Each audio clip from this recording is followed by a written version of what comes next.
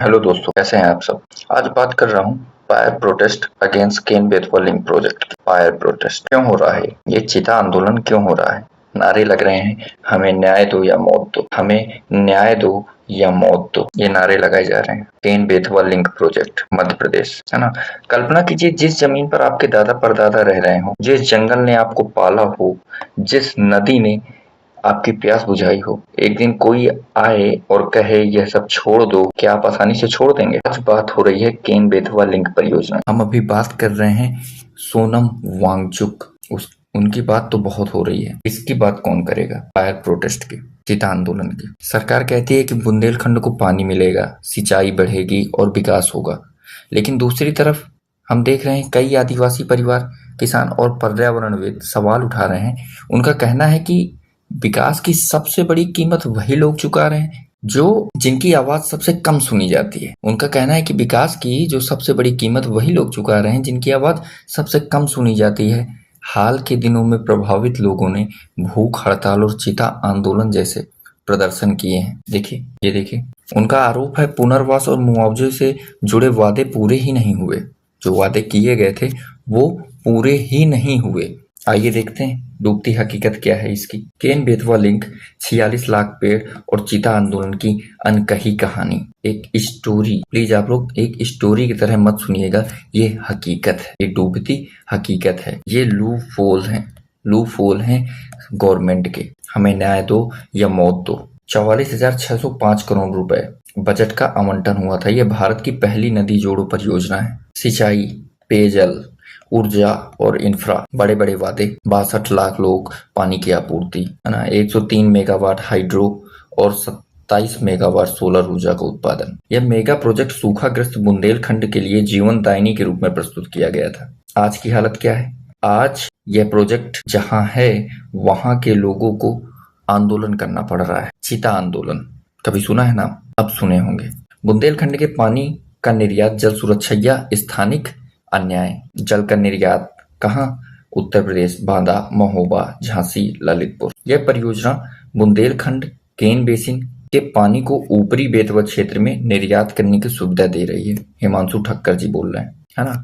और स्रोत केन बेसिन, पन्ना और छतरपुर जिले, मध्य प्रदेश। यहाँ से पानी निकाला जा रहा है, जबकि ये इलाके खुद पानी की भारी कमी से जूझ रहे हैं। ये देख लीजिएगा एक बार, है ना। पानी की कमी से खुद जूझ रहे हैं, वहां से पानी निकाला जा रहा है। अप्रैल 2026, जब विकास का अर्थ मौत बन जाए, जब विकास का अर्थ ही मौत बन जाए। जमीनी हालत क्या है? मानसून के दौरान बिना नोटिस घरों पर बुलडोजर चलाए गए। 50,000 लोगों को घर बेघर होने का खतरा मंडरा रहा था। यही लोग हैं आज जो चीता आंदोलन करने पर मजबूर हो गए हैं। मांग क्या है?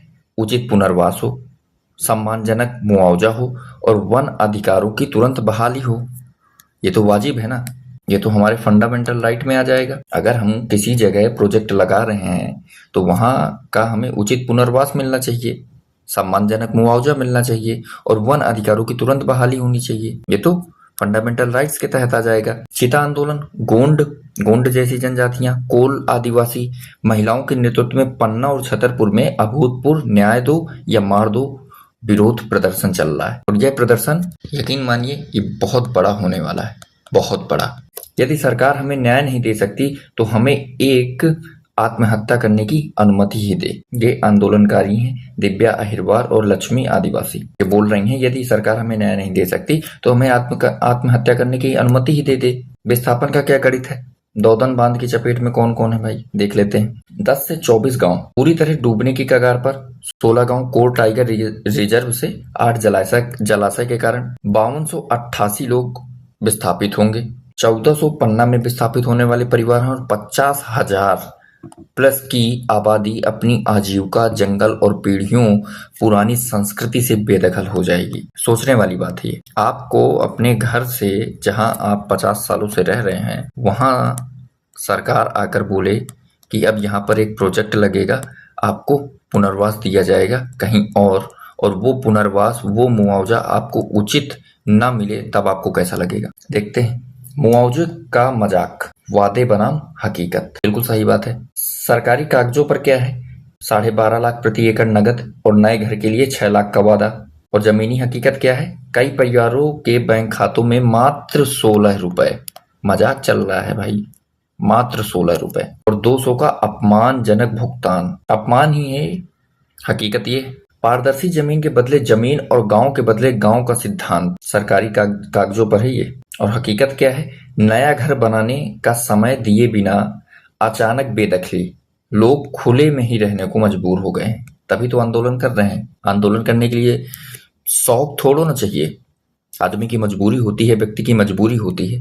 प्रशासनिक रवैया क्या था? कागजों पर कानून के तहत स्वैच्छिक और शांतिपूर्ण विस्थापन। लेकिन हकीकत क्या है? आवाज उठाने पर फर्जी मुकदमे किए जा रहे हैं, बिजली की कटौती की जा रही है, स्कूलों को तोड़कर भय का माहौल क्रिएट किया जा रहा है। ये गवर्नमेंट कर रही है, आपकी गवर्नमेंट, हमारी गवर्नमेंट, अपनी गवर्नमेंट, है ना। और अपने लोगों के साथ। वन अधिकार अधिनियम FRA, फॉरेस्ट राइट एक्ट 2006 का खुला उल्लंघन हो रहा है और कोई कुछ नहीं बोल रहा। FPIC सिद्धांत ग्राम सभाओं की सहमति नहीं ली गई। सहमति स्वतंत्र, फ्री, पूर्व, प्रायर और सूचित इन्फॉर्म्ड होनी चाहिए थी, नहीं हुआ।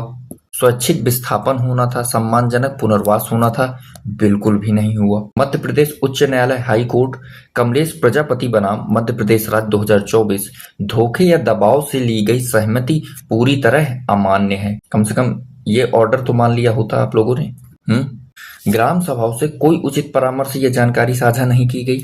अधिकारियों द्वारा पुलिस का दबाव, फर्जी मामले और अवैध तरीके से बिजली कटौती की गई और जबरन बेदखली और घर तोड़ने को कागजों पर स्वैच्छिक विस्थापन का नाम दिया जा रहा है। केवल बस मूर्ख बनाया जा रहा है लोगों को, और कुछ नहीं। पन्ना टाइगर रिजर्व एक डूबती हुई वैश्विक सफलता है। ये सफलता, जीरो बाघ शिकार और कुप्रबंधन के कारण पन्ना में बाघ पूरी तरह विलुप्त हो चुके हैं। ठीक है, 2009 से 2022 में अभूतपूर्व ट्रांसलोकेशन और कड़ी मेहनत, वन विभाग और आदिवासियों के सहयोग से, ये याद रखिएगा, आदिवासियों के सहयोग से 478 लाख खर्च किया गया। ब्लॉक में, आज ये हकीकत है, ब्लॉक में 79 बाघ, रिजर्व में 32 बाघ दुनिया के सबसे सफल संरक्षण कहानियों में से एक है। तब भी ये हाल है। खतरा क्या है? दौधन बांध 5578 हेक्टेयर, लगभग 90 वर्ग किलोमीटर वन भूमि को डुबो देगा, जिसमें 58 वर्ग kilometre core critical tiger habitat शामिल है। इसका भी ध्यान नहीं दिया गया। लगभग आधी प्रजनन करने वाली बाघिनें इसी क्षेत्र में रहती हैं। ये पूरी मेहनत पानी में मिल जाएगी। विकास के नाम पर विनाश चल रहा है, सिर्फ कागजों पर विकास चल रहा है, बाकी हकीकत तो विनाश की ओर ही ढकेल रही है ना। इसका कोई महत्वपूर्ण डेटा नहीं। 46 लाख पेड़ों की बलि, पारिस्थितिकी तंत्र का पतन। लेकिन मुझे जो लगता है हुआ होगा, क्योंकि ये न्यूज BBC भी दिखा रहा है, जी न्यूज भी दिखा रहा है। हो सकता है। चेतावनी, supreme court, CEC, central empowered committee और वन सलाहकार समिति FAC ने इस विनाश के खिलाफ चेतावनी दी थी, जिसे पूरी तरह दरकिनार कर दिया गया। बर्ड्स पर प्रभाव पड़ रहा है, एक्वेटिक लाइफ, जलीय जीव पर प्रभाव पड़ रहा है, जंगल तो कट ही जा रहे हैं। क्या विनाश ही विकास का एकमात्र विकल्प रह गया है गवर्नमेंट के पास? सबसे बड़ा सवाल तो यही है, सबसे बड़ा क्वेश्चन मार्क है। क्या विनाश ही विकास का एकमात्र विकल्प रह गया है? आदिवासियों का संघर्ष केवल अपनी जमीन बचाने का नहीं, यह पूरे देश के सामने एक राजनीति से प्रेरित और विनाशकारी जल प्रबंधन मॉडल पर सवाल उठाने का संघर्ष है। बिल्कुल सही बात है। विकास किसके लिए किया जा रहा है? विकास उन्हीं लोगों के लिए तो किया जा रहा है ना, जिस क्षेत्र में आप विकास कर रहे हैं उन लोगों के लिए किया जा रहा है, बाकी देशवासियों के लिए किया जा रहा है। आप जंगल ही काट दे रहे हैं, पेड़ ही काट दे रहे हैं, पशुओं को नष्ट करे दे रहे हैं। ऐसा विकास है ये, इसको विनाश कहना ज्यादा उचित रहेगा। पहली परियोजना है और इतने बड़े बड़े सवाल उठ खड़े हुए हैं आज। विकास किसके लिए? छतरपुर और पन्ना के आदिवासी विकास के खिलाफ नहीं है। वे गरिमा, न्याय और आत्मनिर्णय के अपने अधिकार की मांग कर रहे हैं। वो केवल यही तो मांग कर रहे हैं भैया कि हमें पुनर्वास दे दो, मुआवजा दे दो, जो कागजों में लिखा है कम से कम उसका 50 से 60% तो हमें उपलब्ध करा दो। वो केवल यही मांग कर रहे हैं। चीता आंदोलन केवल मुआवजे की लड़ाई नहीं है, यह भारत की अंतरात्मा से एक सीधा सवाल है। क्या लाखों लोगों की जल सुरक्षा के नाम पर हजारों आदिवासियों के जीवन और एक पूरे टाइगर रिजर्व को नष्ट करना ही हमारी अंतिम हकीकत है? ये आप लोग अपने आप से पूछ लीजिए एक बार, आप लोग भी चिता आंदोलन में शामिल हो सकते थे अगर उनकी जगह होते, है ना। विकास का मतलब सिर्फ बांध बनाना नहीं होता।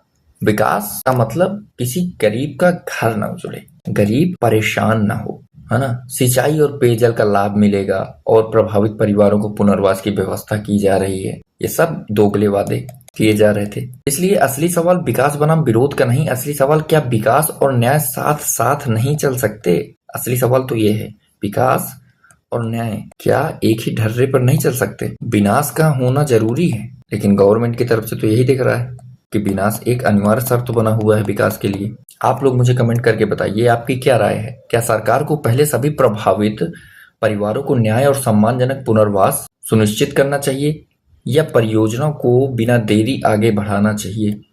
आपकी राय क्या है? आप लोग मुझे कमेंट करके बताएंगे। दोस्तों, इसमें सोचिएगा जरूर। सरकार सोनम वांगचुक जैसे वैज्ञानिकों से तो मिल नहीं पा रही है। वो भूखे मरे जा रहे हैं किसके लिए? हमारे लिए, आपके लिए। किस लिए मर रहे हैं? उनके पास क्या कमी होगी कि इज्जत नहीं है उनके पास, क्वालिफिकेशन नहीं है, पैसा नहीं है, क्या नहीं है, क्या कमी है उनके पास? वो क्यों पिछले 18-19 दिन से भूख हड़ताल पर डटे हुए हैं? क्यों? आपकी क्या राय है? कमेंट कीजिएगा। ये बहुत बड़ा मुद्दा है, बहुत बड़ा। विकास के नाम पर विनाश। आपकी क्या राय है इस टॉपिक पर?